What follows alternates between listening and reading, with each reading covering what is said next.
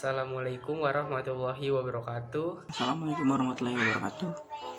Assalamualaikum warahmatullahi wabarakatuh. Assalamualaikum warahmatullahi wabarakatuh. Assalamualaikum warahmatullahi wabarakatuh. Nama saya Sirajuddin Yusuf, absen 37. Saya Ilena Uli Budiarso, absen 17. Nama saya Muhammad Bima Suryawijaya dari kelas 10 MIPA 2, absen 23. Hai, nama aku Elma Erisa Sinambela, absen 13. Nama saya Muhammad Fajar Setiawan, nomor absen 24. Nama saya Muhammad Dafa Fadlur Rahman Pratowo, absen 22. Nama saya Arjuna Octavian Sabil, nomor absen 7. Nama saya Hasna Mazaya, absen 16. Nama saya Muhammad Rifat Iskandar, 10 IPA 2, absen 28. Perkenalkan, nama saya Nur Afni Wulandari, absen 32 dari kelompok 2. Dari kelompok 2. Saya dari kelompok 2. Dari kelompok 2. Di video kali ini kita bakal ngebahas tentang teks eksposisi yang akan dibagi menjadi 5 cabang. Yang pertama pengertian, isi, struktur, ciri kebahasaan, dan pola penyajian. Pertama, aku bakal ngebahas tentang pengertian teks eksposisi. Pengertian teks eksposisi merujuk atau bisa disebut dengan sebuah tulisan atau karangan dalam bentuk paragraf yang di dalamnya terkandung ilmu pengetahuan ataupun informasi untuk memberitahu tentang sesuatu. Yang kedua adalah isi teks eksposisi. Isi teks eksposisi dibagi menjadi 3, yaitu yang pertama perantaraan pendapat atau tesis. Pada bagian ini merupakan bagian teks yang berisikan pernyataan pendapat atau tesis penulis atau bisa disebut dengan pembuka. Pada bagian argumen merupakan bagian yang dimana memuat suatu alasan yang bisa memperkuat suatu argumen penulis dalam memperkuat ataupun menolak dalam suatu gagasan.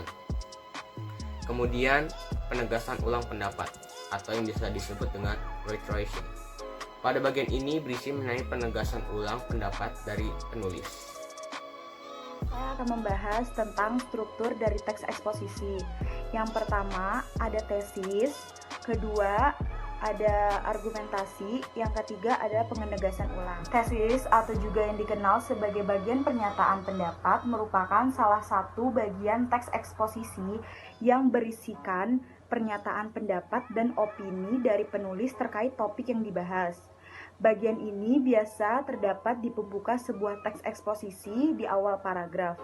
Contoh dari tesis adalah air menjadi kebutuhan pokok yang sangat penting bagi manusia saat ini. Manfaat air sangat dibutuhkan oleh semua kalangan manusia, dari kalangan atas atau kalangan bawah tanpa adanya batas. Ya. B. Argumentasi. Argumentasi menjadi salah satu dari struktur teks eksposisi yang memuat alasan-alasan untuk memperkuat argumen penulis dalam menyetujui atau menolak suatu gagasan yang telah disampaikan sebelumnya menjadi topik pembahasan teks eksposisi. Contohnya, manusia sangat membutuhkan air dalam kehidupan sehari-hari dan supaya tidak kekurangan air, supaya terhindar dari dehidrasi. Selain itu, manusia perlu air untuk keperluan hidup seperti mandi, mencuci, dan untuk tempat wisata. Penegasan ulang. Bagian struktur teks eksposisi yang terakhir adalah recitation atau penegasan ulang. Penegasan ulang ini biasanya diletakkan di bagian akhir teks eksposisi atau di akhir paragraf. Menutup teks eksposisi isinya menyatakan penegasan kembali sehingga pembaca lebih dapat memahami isi dari teks tersebut. Contohnya, hal ini tentu menjadi bukti bahwa air menjadi sumber daya sangat penting bagi manusia, hewan, dan tumbuhan. Tanpa air, tentu tiap makhluk hidup tidak akan bisa hidup. Untuk itu, kita harus menjaga persediaan air di beberapa wilayah. Di sini saya akan menjelaskan tentang materi nomor 4, ciri-ciri kebahasaan teks eksposisi. Jadi yang itu ciri-ciri kebahasaan teks eksposisi itu dibagi 4. Yang pertama itu menggunakan promina. Promina atau jenis kata yang menggantikan nomina atau frasa nomina. Yang kedua memakai konjungsi. Nah, konjungsi dapat digunakan dalam teks eksposisi untuk memperkuat argumentasi. Yang ketiga itu terdapat memakai kata leksikal tertentu, kata yang mengacu pada kamus, yaitu merupakan kata yang mengacu pada benda baik nyata maupun abstrak. Dalam kalimat ini berkedudukan sebagai subjeknya. Dan yang keempat itu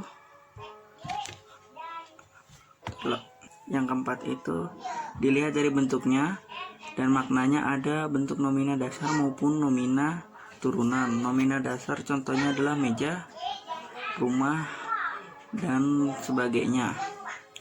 Selanjutnya adalah materi yang kelima, yaitu pola-pola penalaran teks eksposisi. Pola-pola penalaran tersebut dibagi menjadi 6, yaitu sebagai berikut. 1. Pola definisi. Nah, yang kedua adalah pola proses. Yang ketiga adalah pola klasifikasi. Yang keempat ada pola ilustrasi. Yang kelima adalah pola perbandingan. Dan yang terakhir adalah pola laporan. 1. Pola definisi. Pola definisi merupakan pola yang berisi definisi suatu topik atau istilah yang hendak dibahas di dalam suatu paragraf eksposisi. Contoh, ozon terapi adalah pengobatan suatu penyakit dengan cara memasukkan oksigen murni dan ozon berenergi tinggi ke dalam tubuh melalui darah. Ozon terapi merupakan terapi yang sangat bermanfaat bagi kesehatan, baik untuk menyembuhkan penyakit yang kita derita maupun sebagai pencegah penyakit. 2. Pola proses. Pola proses merupakan pola yang berisi penjelasan tentang proses membuat atau menjalankan sesuatu. Pola ini juga terdapat pada teks prosedur dalam bahasa Indonesia. Contohnya adalah beberapa orang mematikan rice cooker setelah matang agar nasinya tidak terlalu kering. Tapi beberapa orang terkendala dengan ketakutan akan basi. Berikut ini cara agar nasi kembali tidak basi. Pertama, siapkan tempat mengukus, pastikan kering dan bersih. Kedua, isi bagian bawah dengan air dan garam, dan isi bagian atas dengan nasi.